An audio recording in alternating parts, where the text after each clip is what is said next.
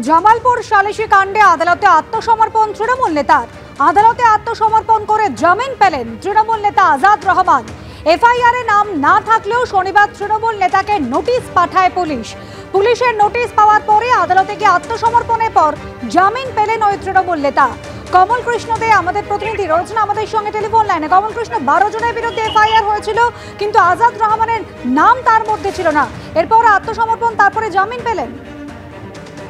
একদমই ঘটনাটা হচ্ছে 14 জুন 2024। এই দিনকে যেটা বসি জানি তার যেটা অভিযোগ যে 13 জুন হচ্ছে চকদিঘি, জামালপুরের চকদিঘি এলাকার অঞ্চল সভাপতি তৃণমূলের তার লোকজন তার বাড়িতে যায় যে 14 জুন একটি সালিসি সভা আছে এবং সেই সভাতে একটি বিচারাধীন বিষয় নিয়ে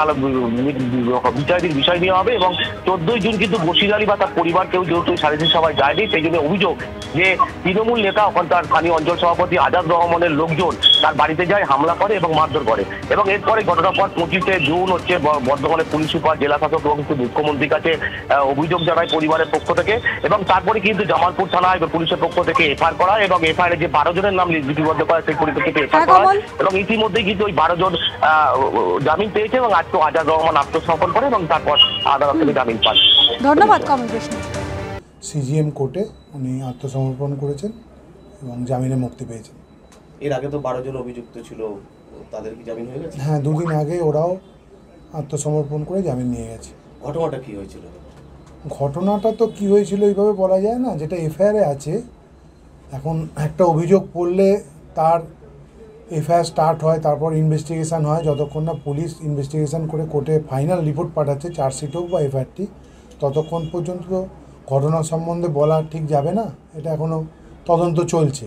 এইখানে রিক্সা থেকে নামেন এবং তারপরে এই নর্দমার ঠিক পাশে এই যে নর্দমা, সেই নর্দমার ঠিক পাশেই পড়ে যান পার্থবাবু এবং পুলিশের পক্ষ থেকে দাবি করা হচ্ছে যে রিক্সা থেকে পড়ে গিয়ে তিনি অসুস্থ হয়েছিলেন এবং তারপরে ব্যারাকপুরের বিএন বসু মহকুমা হাসপাতালে যাওয়ার পর তার মৃত্যু হয়েছে। আর এই ঘটনাকে কেন্দ্র করে ক্রমেই রহস্য দানা বাঁধতে শুরু করেছে। তৃণমূল কাউন্সিলর বারবার বলছেন পুজো কমিটির মিটিংয়ে উপস্থিত ছিলেন না পার্থ চৌধুরী, কিন্তু তার পরিবারের সদস্যরা বলছেন যে মিটিং চলাকালীন দরজা বন্ধ করে দেওয়া হয় এবং সেই সময় কাউন্সিলরের অনুগামীরা পার্থবাবুকে মারধর করে। কিন্তু পুলিশ সিসিটিভি ফুটেজ প্রকাশ করে দেখাচ্ছে যে রিক্সা থেকে পড়েই পার্থবাবুর মৃত্যু হয়েছে।